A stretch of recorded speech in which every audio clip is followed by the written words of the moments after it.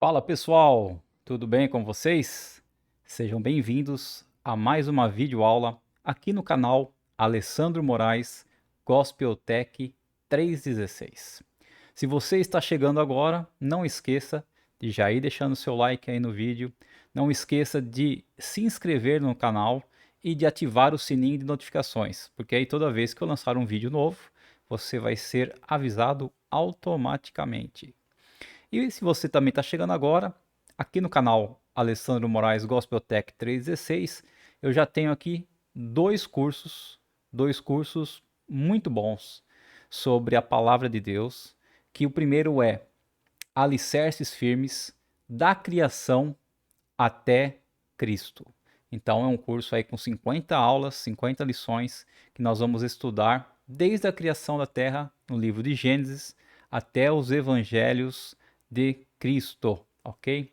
É um curso que, se as pessoas ainda não têm uma base bíblica muito boa, é ótimo fazer. E o segundo curso é sobre escatologia, né? Foi o último curso que eu ministrei, foram 22 ou 23 aulas, se não me engano, e nós estudamos lá sobre o que irá acontecer nos últimos tempos, tá ok? Então, se você também quer conhecer sobre escatologia, que é o estudo do que vai acontecer nos últimos tempos, tem também uma playlist só sobre o curso de escatologia.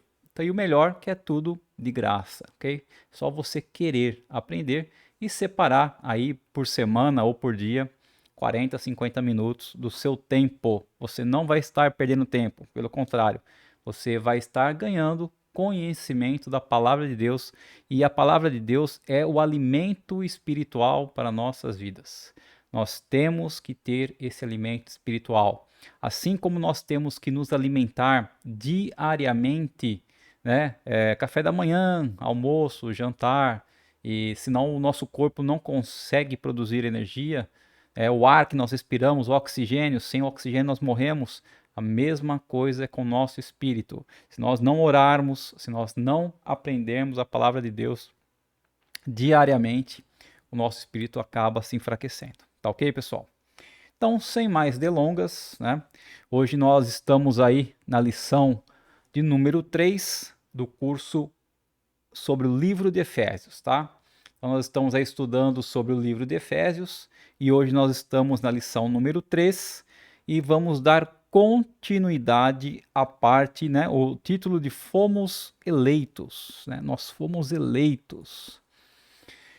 O estudo de hoje, pessoal, nós vamos praticamente ter um só versículo principal, que é o versículo número 4 de Efésios capítulo 1. Mas você vai ver comigo que tem muita coisa para se aprender nesse único versículo, tá ok? Vamos estar orando para dar início à nossa aula. Senhor Deus poderoso, nós te agradecemos, ó Pai, por mais essa oportunidade, essa maravilhosa oportunidade, Senhor, de poder ministrar os teus ensinos, de poder ministrar o que está na tua palavra, Deus. Nós podemos aprender um pouco mais sobre aquilo que o Senhor deixou para nós, ó Deus, que é o manual da vida. Senhor, fica conosco, que teu Santo Espírito, Senhor, que habita em nós, venha nos dar discernimento, venha abrir nossos olhos, nossos ouvidos espirituais para a tua palavra, Senhor, e que tudo que nós aprendemos aqui possa ficar gravado em nosso coração. Pai, em nome de Jesus, tira as nossas dúvidas, não deixe que fique nada, Senhor, oculto em nossas vidas, e que nós possamos ter um ótimo tempo na tua presença, ó Deus. Em nome de Jesus Cristo que eu te peço e te agradeço. Então vamos lá, pessoal.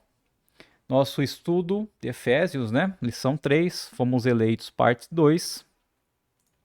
E aí eu quero começar a aula de hoje e, como eu sempre faço, né, recapitulando os principais assuntos, né, um resumo da aula anterior. Então, na aula anterior, nós vimos como Paulo se apresentou na carta, né, como apóstolo de Cristo Jesus. Nós vimos também na aula na lição 2, que ele destinou a carta aos santos e fiéis em Cristo de Éfeso, né? Então, o principal objetivo da carta, ela foi escrita para os santos e fiéis em Cristo que moravam em Éfeso. Vimos o que é santo, vimos o que é ser fiel, ok? Vimos também sobre a saudação comum nas cartas cristãs, que é o que? Graça e paz do nosso Senhor Jesus Cristo. Vimos que a fonte de toda bênção é quem? É o nosso Deus e Pai do nosso Senhor Jesus Cristo. Então, sempre a nossa bênção espiritual vem de mim, vem do pastor, vem de quem? Vem de Deus, tá? Toda bênção espiritual, a fonte de bênção é nosso Deus. E vimos que Deus já nos abençoou, né? Isso é importantíssimo saber. Deus já nos abençoou com as bênçãos espirituais nas regiões celestiais em Cristo Jesus. Então, tudo aquilo que eu preciso ser abençoado espiritualmente, eu já fui abençoado em Cristo Jesus.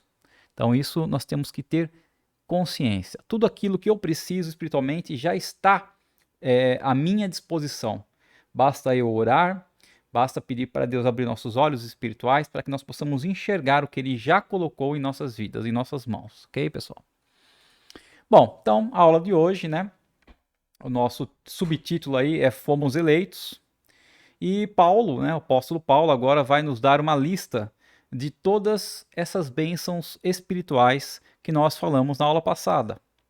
E existe uma estrutura nessa passagem, né, que nós notamos no original grego, que é dos versos 3 até o 14, né? Capítulo 1 de Efésios, dos versos 3 a 14. Eles foram compostos como uma única frase ininterrupta, né? Paulo, quando escreveu como sendo um único parágrafo, vamos dizer assim, né? Aí na Bíblia, depois, quando ela foi para a imprensa, quando ela foi dividida em capítulos, em versículos, para facilitar o aprendizado, puseram do versículo 3 ao 14. Mas no original, Paulo escreveu um parágrafo só. E esse parágrafo foi preenchido com muitos adjetivos, né, para ampliar e enriquecer a nossa compreensão das bênçãos de Deus que estão em Cristo. E nós vamos ver todos esses verbos da ação de Deus para conosco, tá? Eu queria ler primeiro, né, esses versículos aí do 3 ao 14 de Efésios 1, e depois nós vamos ver aqui, eu destaquei todos esses verbos, né? O que Deus já fez para conosco. Então, versículo 3 diz assim: Bendito seja o Deus e Pai de nosso Senhor Jesus Cristo, que nos abençoou com todas as bênçãos espirituais nas regiões celestiais em Cristo. Antes da fundação do mundo, Deus nos escolheu nele, para sermos santos e irrepreensíveis diante dele. Em amor, nos predestinou para ele, para sermos adotados como seus filhos, por meio de Jesus Cristo, segundo o propósito da sua vontade, para louvor da glória da sua graça, que ele nos concedeu gratuitamente no amado. E nele temos a redenção, pelo seu sangue, a remissão dos pecados, segundo a riqueza da sua graça, que Deus derramou abundantemente sobre nós em toda a sabedoria e entendimento. E ele nos revelou o mistério da sua vontade, segundo o seu propósito que ele apresentou em Cristo, de fazer convergir nele, na dispensação da plenitude dos tempos, todas as coisas, tanto as do céu como as da terra. E em Cristo fomos também feitos herança, predestinados, segundo o propósito daquele que faz todas as coisas conforme o conselho da sua vontade, a fim de sermos para louvor da sua glória, nós, os que de antemão esperamos em Cristo. E nele também vocês, depois que ouviram a palavra da verdade, o evangelho da salvação, tendo nele também crido, receberam o selo do Espírito Santo da promessa. E o Espírito é o penhor da nossa herança, até o resgate da sua propriedade em louvor da sua glória. Ok, pessoal? Então, nesses versículos aí do 3 ao 14, nós acabamos de ler e vimos que Deus já nos abençoou tremendamente. E aí, eu fui destacando, né, todos os verbos desses versículos. Então, que verbos que nós temos aí? Olha só, o que Deus já fez por nós. Deus já nos abençoou, Deus nos escolheu, Deus nos predestinou, Deus nos adotou, Deus já concedeu, Deus redimiu, Deus derramou, Ele revelou, Ele apresentou, convergiu, Ele fez e já nos presenteou. E você vê que todos esses verbos, todas essas ações de Deus são para com nossas vidas e estão todos no verbo passado, no pretérito. Por quê? Porque Deus já fez isso pelas nossas vidas. É isso que nós temos que entender, que todas essas coisas já foram feitas pelas nossas vidas. E aí, agora, então, nós vamos ver o primeiro parte do versículo, né? Versículo 4. A parte A do versículo 4, que Deus nos escolheu, né? Então, está escrito assim: porque Deus nos escolheu nele antes da criação do mundo, tá? Esse é um assunto, já vou adiantando aqui para vocês, que esse é um assunto que dá bastante discussão, que dá bastante diálogo, que poderia ficar aqui com outros irmãos, né, conversando horas e horas. Por quê? Porque quando nós falamos em escolha, quando nós falamos em predestinação, nós entramos aí em duas teorias, né, bem conhecidas no mundo cristão. Eu acho que todo cristão deveria, pelo menos, conhecer o básico dessas duas doutrinas, né, e essas duas teologias. E, enfim, nós vamos ver sobre essas duas teologias, que é a teologia calvinista e a teologia arminianista. Então nós vamos ver quais são, quantos são e quais são os pontos principais de cada uma dessas teologias. E vamos ver o porquê, depois no final, que nós, no caso, eu, certo, adoto mais a teologia calvinista, né? Então, eu creio mais na teologia calvinista. Não que eu seja calvinista, né? Não que eu concorde com todos os pontos da teologia calvinista. Mas, se for pegar a minha linha de aprendizado, for pegar a minha linha de crença, aquilo que eu creio, aquilo que eu tenho fé, principalmente na parte da salvação, na doutrina da salvação, eu sim sou mais calvinista, tá ok, pessoal? Mas vamos para o texto, né? Vamos deixar os comentários para o final e depois, quem quiser escrever para mim nos comentários do vídeo, pode escrever à vontade e eu estarei respondendo assim que possível, tá, pessoal? E até às vezes, se surgir alguma coisa muito interessante, eu posso estar trazendo na próxima aula também algum comentário, né? Bom, então vamos lá. Sabemos que está escrito no versículo 4, capítulo 1 de Efésios, porque Deus nos escolheu.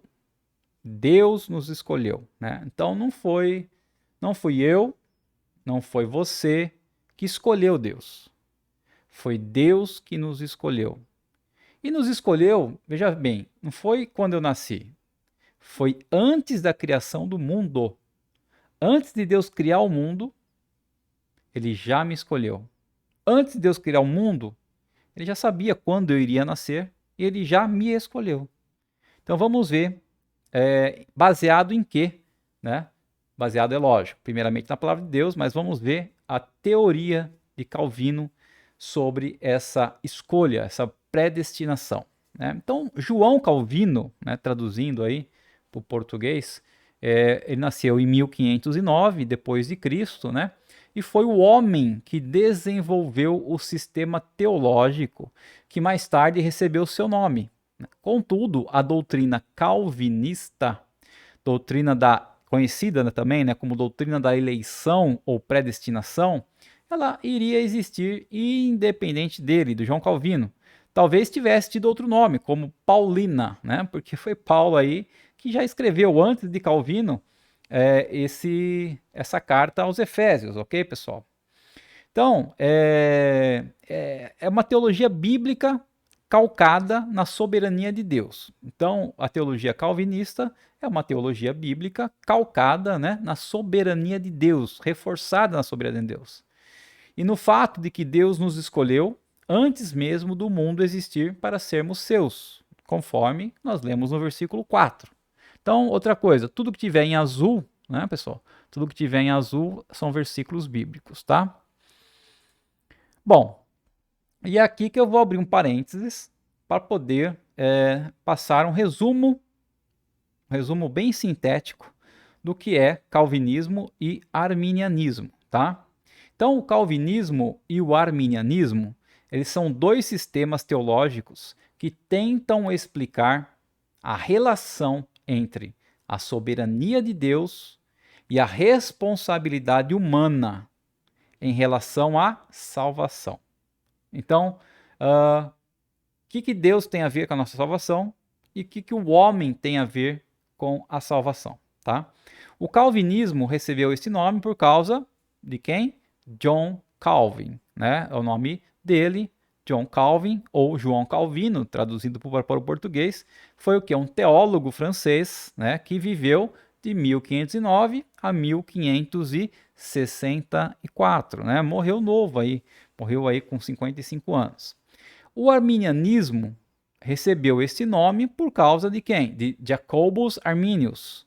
Ele foi um teólogo holandês que viveu de 1560 a 1609. Então, quando João Calvino morreu em 64, Jacobus Arminius era somente uma criança de 4 anos. Mas ele veio depois, né, a escrever essa teoria arminianista, ok? Nós vamos ver agora o quê? Que ambos esses dois sistemas teológicos, eles podem ser resumidos, né? Não é só isso, mas podem ser resumidos em 5 pontos, tá? 5 pontos principais que nós vamos ver agora. Então, o primeiro ponto é o quê? O calvinismo sustenta a depravação total do homem, enquanto o arminianismo sustenta a depravação parcial. O que é essa depravação total, depravação parcial? Bom, a doutrina calvinista da depravação total afirma que cada aspecto da humanidade é corrompido pelo pecado, tá? Então, tudo que nós somos, né? Nossos pensamentos, nossas ações, nosso falar, é tudo corrompido pelo pecado. Tudo foi afetado pelo pecado, tá? E sendo assim, então, os seres humanos são incapazes de se aproximarem de Deus por sua própria vontade, né? Então, ou seja, o pecado habita em mim, o meu corpo é pecaminoso, a minha mente é pecaminosa, o meu agir é pecaminoso, o meu falar é pecaminoso. E nós sabemos que o Deus, nosso Deus maravilhoso, ele ama o pecador, porém ele abomina o pecado, né? Ele não aprova o pecado. E nessa teoria calvinista, né, diz que por nós termos a depravação em todos os aspectos, nós temos uma depravação total, a gente seria incapaz de nos aproximarmos de Deus por nossa própria vontade. Então, se eu escolher me aproximar de Deus, eu não poderia, porque eu sou depravado, né? Então, é isso que diz a teoria da depravação total calvinista. Agora, a depravação parcial, ela afirma que todos os aspectos da humanidade são contaminados pelo pecado, né? É nosso andar, nosso agir, nosso falar, nossas mentes, porém, né? Mas não ao ponto do que? De nos incapacitar, nós, seres humanos, de colocar a fé em Deus por vontade própria.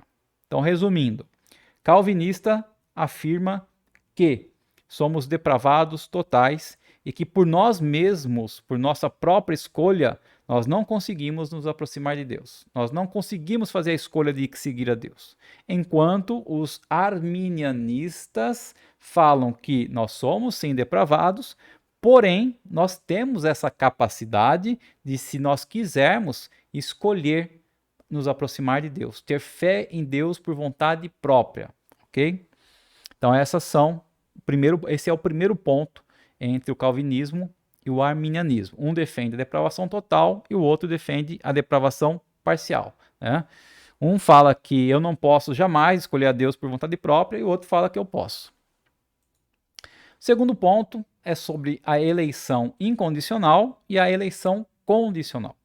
Bom, o calvinismo defende a eleição incondicional, enquanto que o arminianismo defende a eleição condicional.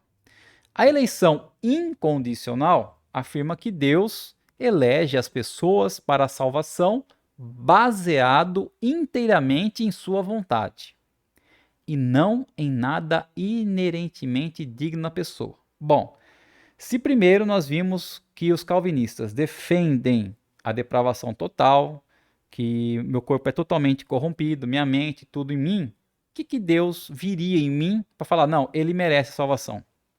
Nada, certo? Então, diante disso, eles afirmam também que a nossa eleição, ou seja, as pessoas que Deus elege, as pessoas que Deus escolhe, não é porque elas são boas, ou porque fazem alguma coisa de bom, ou porque vão fazer alguma coisa de bom. Não. Simplesmente Deus elege por sua vontade. Eu quero ele e acabou, eu escolho ele para ser salvo, né?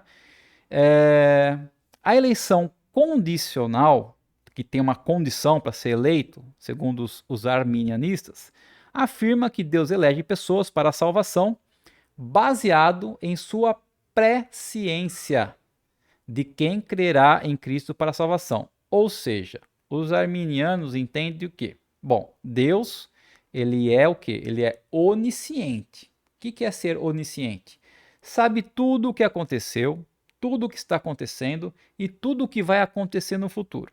Bom, então como Deus ele é onisciente, tem uma presciência do que eu vou fazer, ele sabe o que eu vou fazer daqui um dia, daqui uma semana, daqui um mês, daqui 10 anos. Deus já sabe o que eu vou fazer. Então, Deus saberia que daqui 2 anos eu vou aceitar Jesus Cristo, por exemplo. Então daqui 2 anos o Alessandro vai aceitar Jesus Cristo, então eu vou escolher ele para ser salvo, né?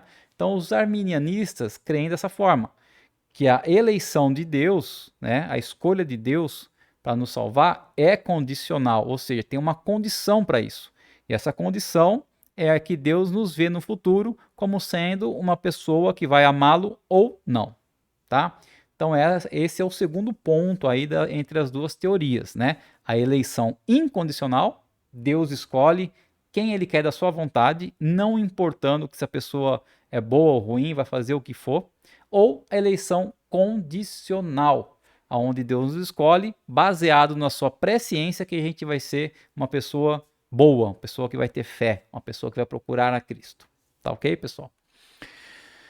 Terceiro ponto é sobre a expiação limitada ou a expiação ilimitada, né? Então, o calvinismo defende o quê?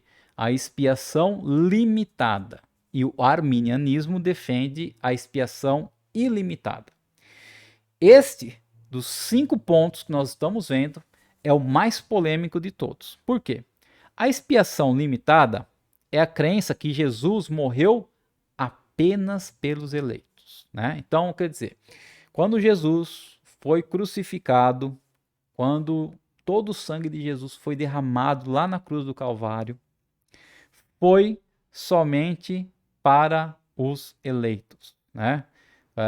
Quando Jesus disse, está acabado, né? Está finalizado, cumpri aquilo que eu vim fazer na terra, aquilo que meu Pai, Deus Todo-Poderoso, mandou eu vir fazer na terra, eu fiz, está cumprido, está finalizado, né? Então quer dizer, quando ele derramou o sangue dele, quando ele sofreu o sacrifício de cruz, esse sacrifício, esse sangue foram para as pessoas que já de antemão Deus havia escolhido, Deus havia predestinado. Então é uma expiação limitada. Então a expiação de Jesus Cristo, a redenção, foi limitada somente àquelas pessoas que já foram escolhidas por Deus antes da criação do mundo, tá? E a expiação ilimitada é a crença de que Jesus morreu por todos, né? Então, morreu não só por aqueles que foram escolhidos por Deus, mas morreu por todas as pessoas. Mas que a sua morte na cruz não tem efeito enquanto a pessoa não crer. Ou seja, eu, Alessandro, por exemplo, não creio em Jesus Cristo, não aceitei a Jesus como meu Senhor e Salvador. Então, para mim, a morte de Cristo na cruz, a expiação de Cristo na cruz, vale o quê? Nada. Então, se não vale nada, por que Jesus, então, fez todo aquele sacrifício, passou por tantas dores, por tanta humilhação, se eu não creio hoje e não vou crer? Entenderam qual a diferença? Então, a expiação ilimitada que os arminianistas creem diz que Jesus morreu por todos. Mas a sua morte, né, o seu sacrifício, não tem efeito enquanto a pessoa não crer nele. Enquanto a expiação limitada, que o calvinismo defende, fala que Jesus morreu pelos escolhidos. Então, todos que são escolhidos vão ser salvos. Então, a expiação dele foi para todos os salvos. Foi totalmente eficaz, né? Foi uma expiação eficaz. Ele morreu por todos aqueles que o Pai havia lhe dado, todos aqueles que o Pai escolheu de antemão. Ok? E o quinto ponto, né, fala sobre a graça irresistível ou graça resistível. Então, o calvinismo defende a graça irresistível, enquanto que o arminianismo diz que um indivíduo pode resistir à graça de Deus. Né? A graça irresistível defende que quando Deus chama alguém para a salvação, essa pessoa inevitavelmente virá para a salvação de uma maneira ou de outra, né? Que a gente sempre fala, se não vier pelo amor, vai vir pela dor, né? Isso aí é um pensamento calvinista. Isso aí é um pensamento da graça irresistível. Tipo assim, Deus te escolheu, você vai ter que vir para ele, seja por bem, seja por mal. Seja, né, de boa ou seja forçado. Então isso chama-se graça irresistível. Quando Deus escolhe alguém para salvar, essa pessoa não resiste e vai ser salva, tá? E a graça resistível afirma que Deus chama a todos para a salvação. Todos. Mas muitas pessoas resistem e rejeitam esse chamado, ou seja, escolhem não ser salvas. Elas resistem à graça de Deus, não querem nada com Deus, não querem nada com Jesus, nada com o Evangelho, com a palavra do Senhor e resistem à salvação, tá? Então, os arminianistas creem assim, que as pessoas podem resistir, que Deus chama todos para ser salvo, mas a pessoa pode resistir à salvação, enquanto os calvinistas dizem que não. Uma vez que Deus escolheu e chamou uma pessoa para ser salva, ela vai ser salva e ela não vai resistir à graça de Deus, tá? É irresistível a graça de Deus. Bom, pessoal, e o último, desculpa, aquele foi o quarto ponto, né? E o último ponto é esse agora, né? Dos mais importantes. É a perseverança dos santos e a salvação condicional. Então, o calvinismo, defende o quê? A perseverança dos santos, né? Enquanto que o arminianismo defende o quê? A salvação condicional. E o que são essas duas coisas? A perseverança dos santos se refere ao conceito de que a pessoa que é eleita por Deus irá perseverar em fé até o fim e nunca negará a Cristo ou se desviará dele. Essa aí é a teoria calvinista, que é chamada de perseverança dos santos. Então, uma vez que a pessoa é escolhida por Deus, é eleita por Deus, ela vai perseverar até o fim na fé e não negará a Cristo e nem vai se desviar dele.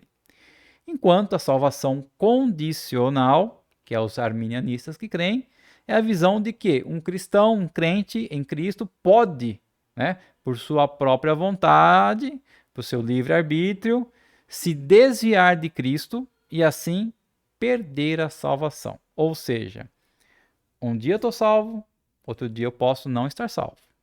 E daqui 5 dias eu me arrependo, eu estou salvo de novo. Ah, mas daqui a pouco eu fiz uma besteira, pequei, eu acho que eu não estou salvo mais. Será que é assim? Ou será que não? Será que uma vez que eu fui escolhido por Deus, que eu sei que eu serei salvo, eu vou continuar em Cristo até o fim? Não importa se eu cair, não importa se eu tropeçar em alguma pedra, não importa se eu negar a minha fé, mas eu estou salvo. Eu voltarei a Cristo. Alguém vai pegar na minha mão, alguém vai me ajudar, alguém vai me levantar e eu voltarei a Cristo. Mas em todo esse ponto de cair, levantar, cair, levantar, cair, levantar, em nenhum momento eu perdi minha salvação. Em nenhum momento eu perdi a salvação em Cristo Jesus. É assim que os calvinistas pensam, que nós somos eleitos, escolhidos, e uma vez salvos, somos salvos para sempre, tá? Enquanto os arminianistas, não, dizem que a salvação é condicional, que hoje eu posso estar salvo, mas amanhã eu já não posso mais estar salvo, ok? Então esses são, né, os 5 pontos. Se depois você quiser ver mais coisas, você pode estar buscando na internet também aí sobre calvinismo e arminianismo, mas esses são os 5 pontos mais importantes que nós vimos aí, é o resumo, né, de que como pensa o calvinista e como pensa o arminianista, ok? E é aquilo que eu falei, pessoal, eu não sou calvinista, não defendo todos os pontos, né, mas meu pensamento é muito mais calvinista do que arminianista. Então eu creio, sim, né, que uma vez que Deus nos elegeu, uma vez que Deus nos escolheu, nós somos salvos e ponto final. Bom, fomos eleitos, né? Vamos ler aqui o Romanos, capítulo 11, versículos 33 ao 36, né? Ó profundidade da riqueza, tanto da sabedoria como do conhecimento de Deus. Quão inexplicáveis são os seus juízos e quão insondáveis são os seus caminhos. Pois quem conheceu a mente do Senhor? Ou quem foi o seu conselheiro? Ou quem primeiro deu alguma coisa a Deus para que isso lhe seja restituído? Porque dele e por meio dele e para ele são todas as coisas. A ele seja glória para sempre. Amém. Então Paulo, quando escreveu essa carta à igreja em Roma, né, aos santos e fiéis em Roma, ele salientou aí, né, mais uma vez, que quem pode conhecer a mente do Senhor? Quem pode ter dado algum conselho para Deus? Né? Quem pode ter dado algo para Deus? Ninguém. Porque Deus é Deus. Ele foi, é e será para sempre. Né? Então, dele que foi criado todos, através do Verbo Jesus Cristo, que foram criadas todas as coisas, gente. Então, ninguém pode sondar ou rebater, ou seja lá o que for, das escolhas que Deus faz, tá? Então, como nós vimos, né, o calvinismo nasce de uma visão clara de Deus como sendo o criador e rei do universo. E a maneira teocêntrica, né, de pensar e aceitar que Deus está no centro de todas as coisas. Que toda a vida, todas as folhas e flores, assim como todos os acontecimentos, dos maiores aos menores, estão sim debaixo da direção e controle de Deus. Ou seja, Deus está no controle de todas as coisas. E nada o surpreende, né? Nada deixa Deus surpreso. Em outros termos, é a doutrina bíblica que reconhece total soberania de Deus sobre a sua criatura e criação. Então, o calvinista reconhece, na sua teoria, reconhece que Deus tem total soberania sobre a sua criatura e criação. Deus domina sobre todas as coisas, conhece todas as coisas e determina todas as coisas. E mais alguns versículos aqui, em Isaías 46, capítulo 46, do 9 ao 11, diz assim: Lembrem-se das coisas passadas, das coisas da antiguidade, que eu sou Deus e não há outro. Eu sou Deus e não há outro semelhante a mim. Desde o princípio anuncio o que há de acontecer e desde a antiguidade revelo as coisas que ainda não sucederam.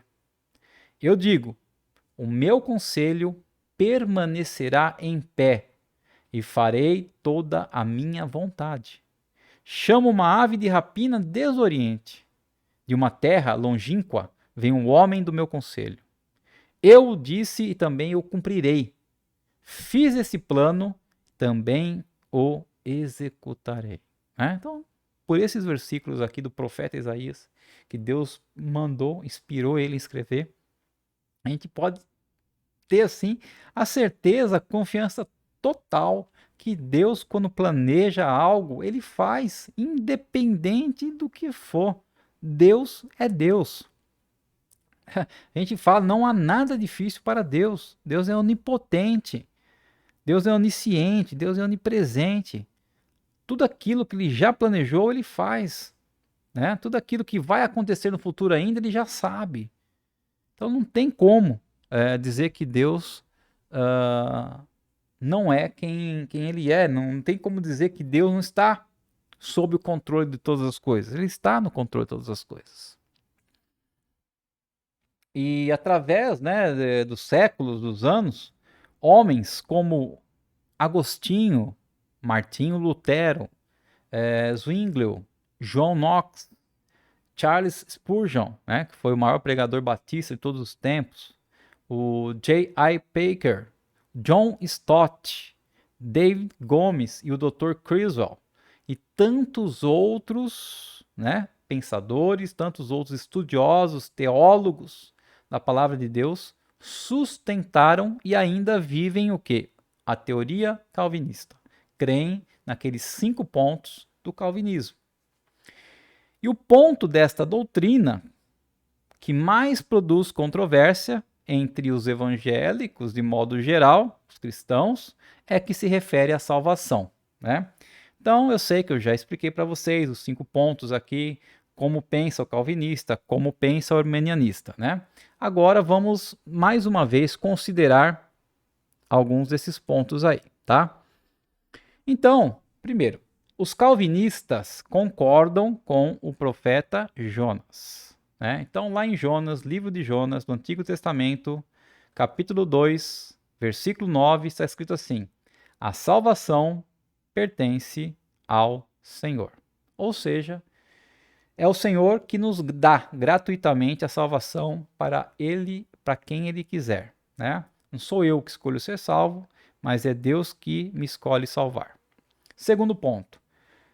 Possui o homem livre-arbítrio? Possui o homem livre-arbítrio ou é um títere, um fantoche impelido para lá e para cá pelas forças do acaso, né? Porque quando a gente fala que Deus está no controle de todas as coisas, que Deus me escolheu, Deus me elegeu para a salvação, a pessoa vai falar, bom, então já que Deus está no controle de tudo, então eu sou um fantoche na mão dele, ele faz o que ele quiser comigo. Tudo que acontece na minha vida foi Deus que está fazendo, é isso? Não, claro que não, né, pessoal? Então nós não somos um fantoche, nós não somos um robô, né? O significado de arbítrio é o quê? Decisão que depende da própria vontade da pessoa. Então nós temos livre-arbítrio para escolher e temos vontade sobre alguns assuntos, sobre algumas partes da nossa vida. Sim, né? Então o homem pode fazer escolhas, como, por exemplo, o time de futebol que vai torcer, a roupa que vai usar, que vai comprar, o que ele vai comer hoje, o que vai comer amanhã, o carro, enfim, onde vai trabalhar e várias coisas por diante, né? Então eu tenho sim essa liberdade desse arbítrio de escolher sobre várias coisas em minha vida. Porém, sobre a salvação, nós cremos que não, que nós somos totalmente depravados, segundo o calvinismo, né? E eu creio nisso também, que nós somos totalmente depravados, que nós não teríamos, por condições próprias, por vontade própria, de escolher a Deus como sendo, de buscar a Deus, né? De ter fé nele, e eu creio também nisso aí, que a salvação pertence ao Senhor. Ele dá para quem ele quer e não tem, né? Como eu vou dizer aqui, não teria como a gente escolher. Então, mas e as pessoas? Nós vamos ver aqui, terceiro ponto. Seguinte, deixa eu ver se é o terceiro ponto. Não, mais para frente ainda. Mas a pergunta seria a seguinte: tá, mas se eu quero ser salvo. Então eu não posso? Já que é Deus que escolhe quem ele quer para ser salvo. Eu tô aqui, não, eu ainda, vamos supor, eu tô vendo essa lição agora. Tô assistindo esse vídeo agora, eu ainda não decidi minha vida por ser salvo em Cristo, não escolhi ainda, não entreguei minha vida para Cristo, não me arrependi dos meus pecados. Mas eu quero ser salvo. Não posso ser salvo? É Deus que vai me dizer se eu vou ser salvo ou não? Então, queridos, se já está partindo de você essa vontade de ser salvo, quer dizer que você já foi escolhido por Deus, entendeu? Deus já te escolheu, Deus já te elegeu para você ser salvo. Então é isso que nós temos que entender. É difícil? É. Não é fácil, mas vamos continuar aqui. Terceiro ponto.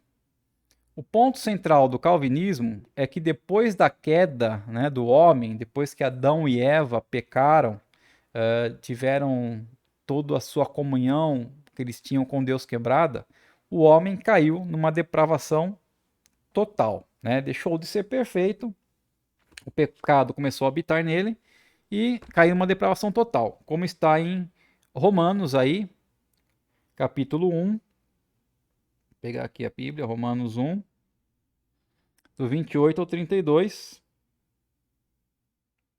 que diz assim a palavra de Deus: E por haverem desprezado o conhecimento de Deus, o próprio Deus os entregou a um modo de pensar reprovável, para praticarem coisas que não convêm.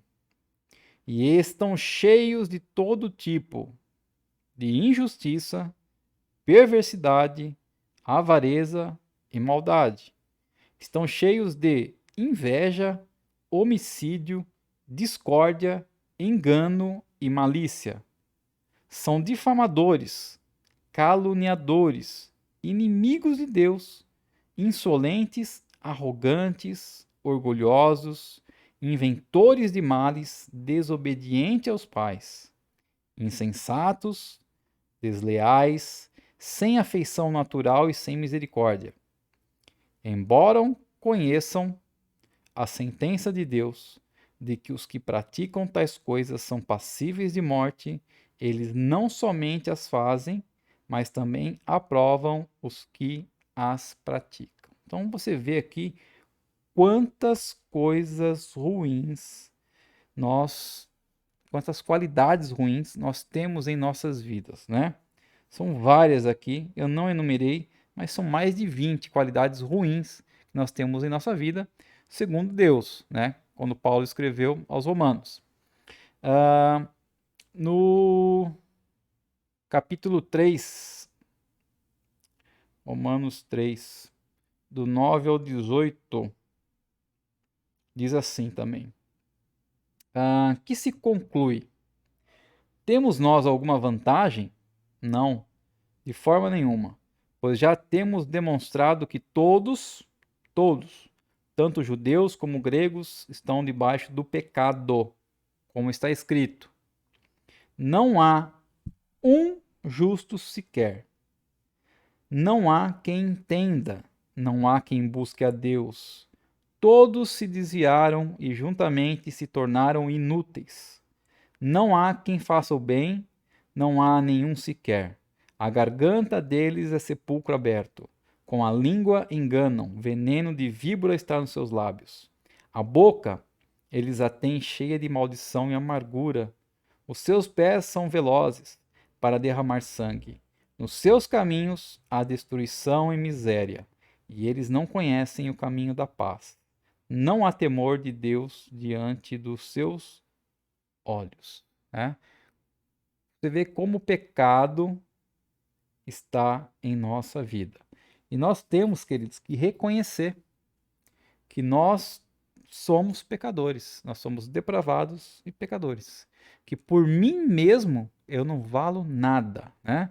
Se alguém chegar em mim e falar, olha, você é isso, você é aquilo, então você tem que falar assim, olha, muito obrigado por você achar que eu sou só isso, mas eu sou muito pior disso que você está falando, tá? Eu não sou só ruim como você pensa, eu sou muito mais ruim. O que está em mim, o que me salva é a graça de Deus, né? O que me salva é a transformação que eu tenho diária no Espírito Santo do Senhor. É o que me faz a minha vida mudar. É o que me anula de todas essas depravações, de toda essa pecaminosidade, né? É Ele que me sustenta, o Espírito Santo. É a palavra de Deus que me faz mudar, né? Que faz eu conseguir controlar, né? Não é que a depravação e o pecado saiu totalmente da minha vida. Não. É que o estudo da palavra, a graça de Deus, a força do Espírito Santo em minha vida faz eu controlar toda essa depravação e esses pecados em minha vida. Não deixam eles emergir. Como Paulo mesmo escreveu também e diz que é uma luta constante entre o bem e o mal. Há uma luta diária e constante entre o bem e o mal, né? Aquilo que eu queria fazer eu não faço, mas o que eu não queria eu faço. Então tem essa luta constante, tá? Agora quem vai ganhar a luta? Aquele que estiver mais fortalecido. Se o espírito estiver mais fortalecido, você consegue controlar a sua carne e consegue colocar essa depravação e os pecados no lugar deles. Agora, se o seu espírito estiver fraco e sua carne estiver muito alimentada, né, com toda sorte de coisas ruins e porcarias que existem no mundo, com certeza você não vai conseguir se controlar. Ok, pessoal? Bom, mas, né, depravação total não significa que todo homem ou mulher já deu total vazão à sua depravação, né? Ou seja, já que eu sou depravado mesmo, sou pecador, vou fazer tudo o que vier na telha. Não. Que ele não tenha uma noção de Deus, né? Que todo homem tenha que se envolver com toda sorte de pecados, por mais sórdidos que sejam, e que na sua depravação ele não faça boas obras aos olhos dos homens, né? Então, quer dizer, nós somos depravados, somos pecadores? Somos.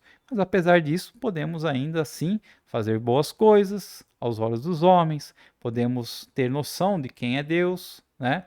Podemos evitar de fazer coisas tão ruins, tão sórdidas e, enfim. A depravação total significa que o mal corrompe e permeia todo o ser humano, né?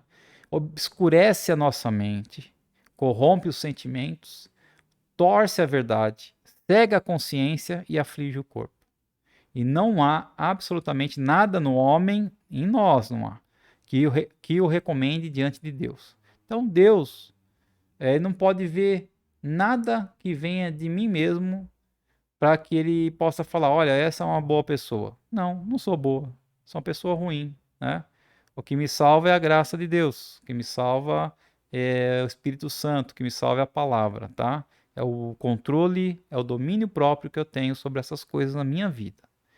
Bom, então o homem é fraco, é ímpio, é pecador e é inimigo de Deus, conforme está em Romanos, né? Sou eu que estou afirmando, tá, pessoal? Às vezes você pode ficar aí espantado, né? Falar, nossa, mas como assim? Eu sou uma pessoa tão depravada assim? Sou uma pessoa tão pecadora assim, né? Será que eu sou isso mesmo? Todos nós somos, na verdade, todos nós somos. Mas é isso que eu estou te falando. É a graça de Deus, é a palavra de Deus, é o agir do Espírito Santo do Senhor que vai nos transformando e vai nos dando controle, domínio próprio, para que nós possamos colocar toda essa depravação e o pecado no lugar deles, né? Mas aí, Romanos, Paulo escreve também, capítulo 5, Romanos 5, dos versículos 6 ao 8. Porque Cristo, quando nós ainda éramos fracos, morreu a seu tempo pelos ímpios. Dificilmente alguém morreria por um justo, embora por uma pessoa boa alguém talvez tenha coragem para morrer. Eu acho que eu li errado, pessoal. É Romanos.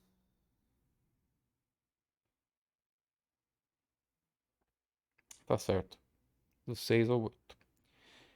E o 8 fala assim: Mas Deus prova o seu próprio amor para conosco pelo fato de Cristo ter morrido por nós quando ainda éramos pecadores, né? Então, aqui esse versículo de Paulo está enfatizando que nós éramos fracos, ímpios e pecadores, tá? É o que está escrito ali naquele ponto, né? E o homem está morto em delito e pecado. Efésios 2:1. Vamos ler aqui, Efésios 2:1.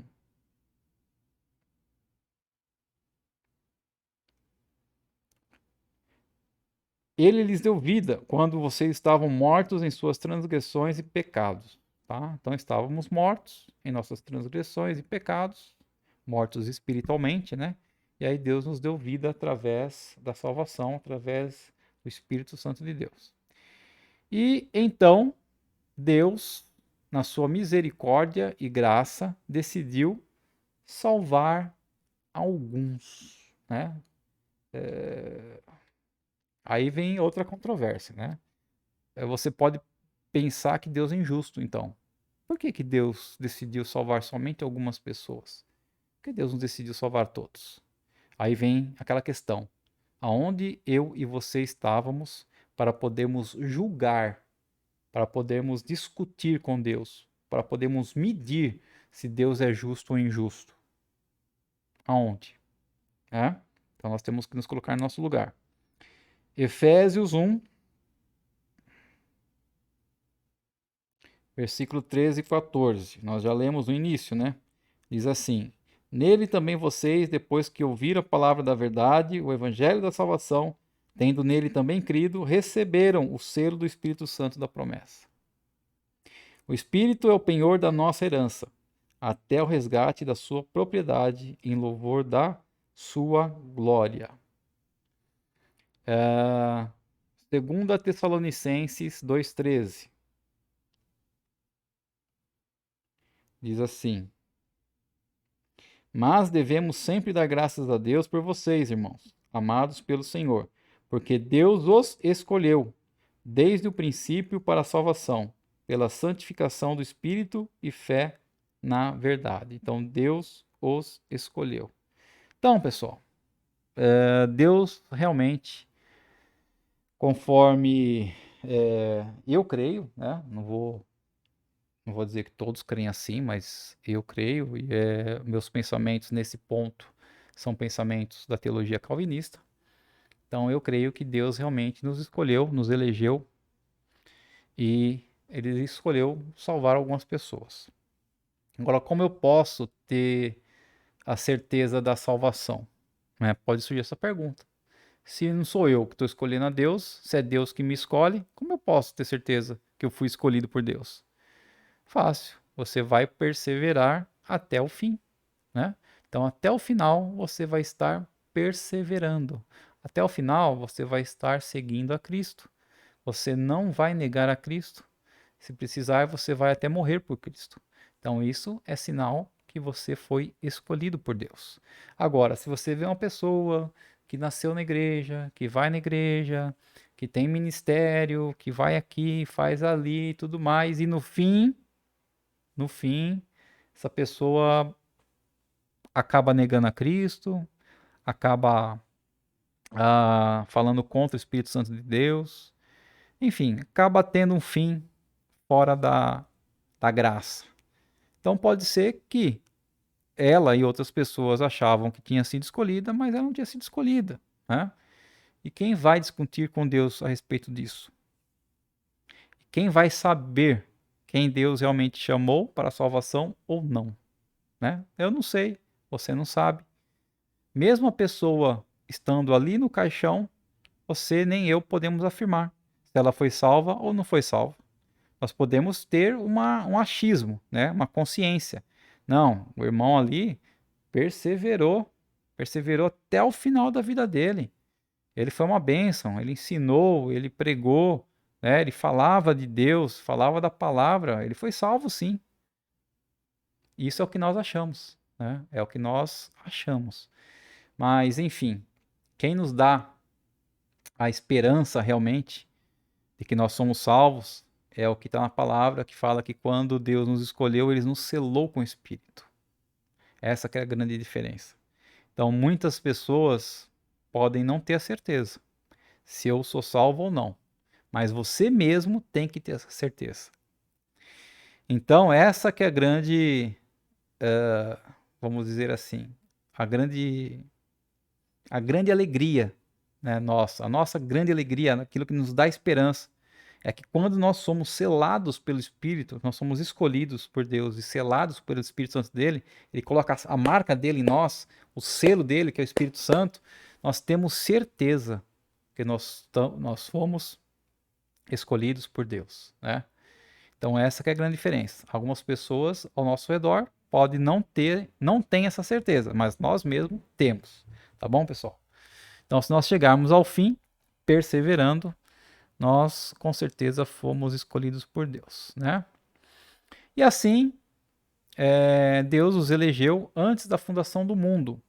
E estes eleitos serão salvos porque o mesmo Deus predestinou também os meios e modos para que eles alcancem a salvação. Essa salvação é incondicional, isto é, nem a fé da pessoa e nem o fato dela crer são causas da salvação, mas sim consequências da eleição, né? Então a pessoa crê, a pessoa tem fé, porque Deus escolheu ela, porque Deus elegeu ela, tá? E algumas, lógico, né? Tem algumas objeções a essas teorias calvinistas, né? E algumas pessoas podem falar, mas isso aí parece fatalismo, né? Não, fatalismo não dá margem para qualquer tipo de liberdade por parte do homem, né? Se é fatal, algo fatal não foi por parte do homem. Então, atrás do fatalismo está o acaso, a sorte, o destino, a cegueira. Fatalismo é algo impessoal. Atrás da eleição está um Deus sábio, soberano, amoroso, pessoal, que nunca cometeu um erro. Então nós temos que ter isso em mente, tá? Então a pessoa ser escolhida ou não, não é um fatalismo. Deus foi fatalista, não escolheu ele para ser salvo. Não. Deus, ele é quem ele é. Eu sou o que sou, ele fala. Ele é sábio, soberano, ele é amoroso, e ele nunca comete nenhum erro, tá? Então não podemos julgar se uma pessoa foi salva ou não, se Deus escolheu ou não.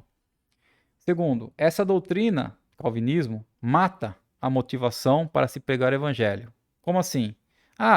Se é Deus que escolhe quem vai ser salvo, por que que eu tenho que ficar pregando a palavra de Deus, né? Mas não é assim.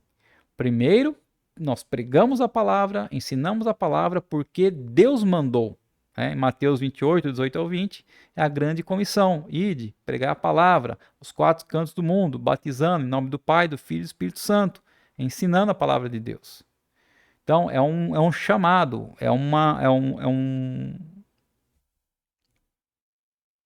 Agora fugiu a palavra aqui. Mas é um mandamento, né? A palavra é essa, é um mandamento. Pregar e ensinar a palavra de Deus é um mandamento de Deus, tá? Porque aumenta a motivação e nos leva à oração, sabendo que para Deus não há um coração duro. Então nós não devemos deixar de pregar a palavra porque Deus é quem escolhe quem vai ser salvo. Ao contrário, nós devemos pregar mais a palavra. Por quê? Porque nós não sabemos quem Deus escolheu. Então a palavra tem que chegar a todos, e no momento certo vai chegar aquelas pessoas que ele escolheu. Terceiro ponto, pode alguém que queira a salvação ser salvo? É aquilo que eu falei no meio da lição, né? Eu estou vendo essa lição agora, eu quero ser salvo. E aí, eu posso? Será que Deus vai me escolher para me ser salvo?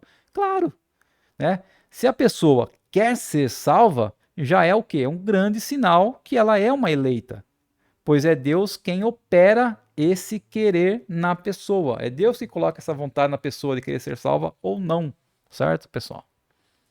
Quarto ponto, Deus não estava sendo injusto quando escolheu um e não escolheu outro? Não, né? Quem somos nós para acusar a Deus de injustiça? Veja o que Paulo diz em Romanos 9, 11 e 16. Romanos, vamos daqui, pessoal, rapidão, eu sei que já está dando 1 hora de aula, mas nós temos que concluir aí. Romanos 9, do 11 ao 16, né? Diz assim: E os gêmeos ainda não eram nascidos, e nem tinham feito o bem ou o mal, para que o propósito de Deus, quanto à eleição, prevalecesse, não por obras, mas por aquele que chama. Quando foi dito a Rebeca: O mais velho será servo do mais moço, como está escrito: Amei Jacó, porém desprezei Esaú. E eles ainda eram o quê? Gêmeos ali a nascer. Que diremos então? Que Deus é injusto? De modo nenhum, pois ele diz a Moisés: Terei misericórdia de quem eu tiver misericórdia, e terei compaixão de quem eu tiver compaixão.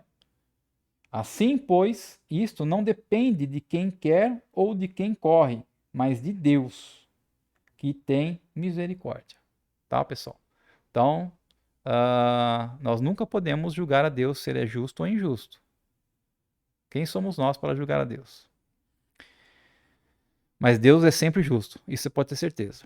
Quinto ponto. Deus nos escolheu por causa da sua onisciência. Isto é, ele viu os que iriam crer e a essas pessoas ele predestinou. Lembra que nós estudamos isso lá, um dos pontos? Não, né? Isto centraliza a salvação no homem. Qual a vantagem de Deus me escolher se eu já iria escolhê-lo? Veja novamente que crer é uma consequência e não a causa para eleição ou predestinação, né? Então, o crer é uma consequência. Eu creio por quê? Porque Deus me escolheu. E não Deus me escolheu porque eu iria crer um dia. Entendeu? A jogada é essa. E Deus não estaria fazendo acepção de pessoas dessa maneira? Né? Não. Né? Os textos acima falam de escolhas, né? Mas esses textos falam em acepção no sentido da pessoa ser rica ou pobre, judia ou gentia. Então, nesse sentido, Deus não faz distinção, não faz acepção. Ser rica ou pobre, judia ou gentia, para escolher, não faz. Sétimo ponto, o crente que canta, prega, vive na igreja e depois esfria, afasta e morre num bordel, não estaria perdido? Não. Se ele é de fato um crente, não perde a sua salvação. Se ele é de fato um cristão escolhido por Deus, eleito, não perde a salvação. Ele foi eleito pela graça de Deus, e essa graça redentora em Cristo é o que leva para a glória. Se não fosse assim, o que seria dos que morrem dentro das igrejas, cheios de inveja, amargura ou adultério mental? Né? Que é uma situação contrária. A pessoa pode ir na igreja toda semana, mas mesmo assim tem inveja, tem amargura, adultera mentalmente, né? E aí, se ela morrer? Só porque ela está na igreja, então ela foi salva? Então vem aquela questão de sempre. Nós não sabemos quem é salvo e quem não é salvo. Só a pessoa em si, por causa do selo do Espírito Santo que Deus põe, sabe. As outras pessoas que estão ao redor não conseguem julgar se foi salva ou não. Ok, pessoal? E, enfim, forte consciência. Quais são as implicações práticas, né? É uma forte consciência da nossa pecaminosidade. Então, eu sei que eu sou pecador, eu sei que sou depravado. Eu sei que sou muito pior daquilo que as pessoas às vezes pensam que eu sou.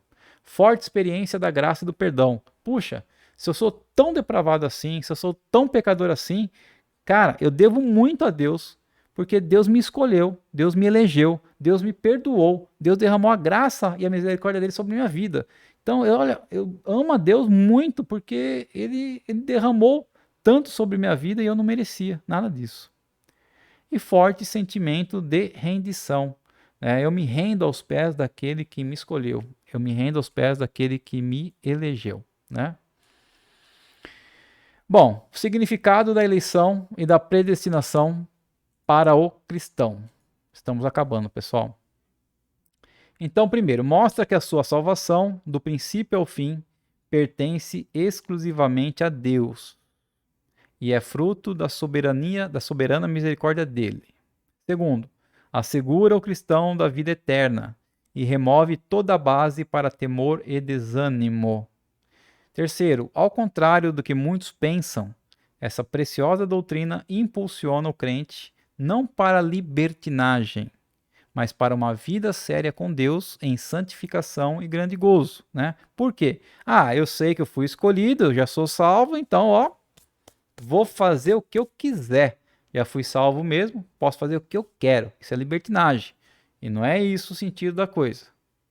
A pessoa que utiliza essa doutrina como desculpa para uma vida de baixos padrões éticos é porque não é salva ou nunca entendeu o que é eleição no sentido bíblico, né? Então é fácil. A pessoa acha que ela é salva, sai por aí fazendo o que quer, mas no fim ela não é salva. E quarto, essa preciosa doutrina afasta do cristão qualquer direito de vanglória ou presunção e deve produzir nele um profundo sentimento do que? Humildade e gratidão. Ou seja, eu não sou salvo, eu não sou eleito, eu não sou escolhido porque eu sou bom, por causa das minhas boas obras, por causa que eu ajudo as pessoas. Não. Eu fui escolhido, eleito, sou salvo porque Deus me escolheu. Ele que me quis escolher. Então, por isso, eu sei que eu sou pecador, eu sei que eu sou depravado e por isso eu sou humilde e sou grato a Deus por ter me escolhido. Então, nós devemos sempre dobrar nossos joelhos no temor e na humildade perante este amor eterno de um Deus que não está confinado pelo passado ou pelo futuro e que determina todas as coisas pela sua vontade. Você vê como é que esse fato eleva a sua identidade como um filho de Deus? Não existem cidadãos de segunda classe do corpo de Cristo. Fomos todos escolhidos do Pai, selecionados como membros da sua família para sempre. Ok, pessoal? Falei que essa aula ia render, né? Um versículo somente, versículo 4 de primeiro capítulo de Efésios, nós passamos aí mais de uma hora falando sobre o assunto. E vimos principalmente aí, né, sobre a teoria calvinista que diz, em resumo, que Deus escolhe e nos elege, que ele já nos escolheu, nos elegeu antes da fundação, da criação do mundo, e isso foi vontade dele e não tem quem discuta com Deus. Não temos como falar se Deus foi justo ou injusto de escolher um e escolher outro. Como a própria Bíblia diz, há vasos para honra e há vasos para desonra, né? Então é um assunto bem complexo, um assunto bem, né, como é que eu posso falar? Delicado, né? É um assunto delicado. E é um assunto que tem que ser discutido com bastante maturidade, né? Essas aulas aqui não têm sido coisas básicas, como foram as aulas do curso Alicerces Firmes. É um alimento mais sólido, um alimento mais teológico, mais complexo de se entender. Mas eu oro por todos e espero que o Espírito Santo de Deus esteja ministrando no coração de vocês a verdade. E qualquer dúvida que vocês tenham, pessoal, qualquer tipo de discussão que vocês tenham, vocês podem deixar aí na descrição do vídeo que eu vou estar respondendo ou trazendo até na próxima aula, tá? Quem sabe. Vamos estar orando para finalizar? Ó Deus Todo-Poderoso, Deus que nos enxerga, que nos vê, que nos escolheu, que nos elegeu, mesmo antes da criação do mundo, como nós vimos na tua palavra, Deus. Muito obrigado, Pai, por ter me escolhido. Muito obrigado por ter me elegido, Senhor, e a todos aqueles que estão vendo essa aula, porque eu tenho certeza que a partir do momento, ó Deus, que essas pessoas estão vendo esta aula, estão interessadas, ó Pai amado, em aprender da Tua palavra, em aprender mais de Ti, Senhor. Já é um grande sinal que o Senhor as escolheu, que o Senhor as elegeu e o Senhor já as salvou, Pai. Que o Senhor continue nos mantendo firmes, Senhor, a cada dia para que nós possamos ter domínio próprio, controle, Pai, e que nós possamos viver essa luta diária contra os nossos pecados e as nossas depravações. Sabemos quem somos. Somos muito pior daquilo que nós mesmos imaginamos, mas sabemos também que a tua graça, a tua misericórdia, o teu perdão, o teu amor e a tua salvação está em nossas vidas. Nos dá uma ótima semana na tua presença, ó Deus. Protege, nos abençoe, nos livra de todo mal. Nós te pedimos e agradecemos em nome de Jesus Cristo. Amém. É isso aí, pessoal. Muito obrigado por terem ficado comigo até aqui. E até a semana que vem, se assim o Senhor nos permitir.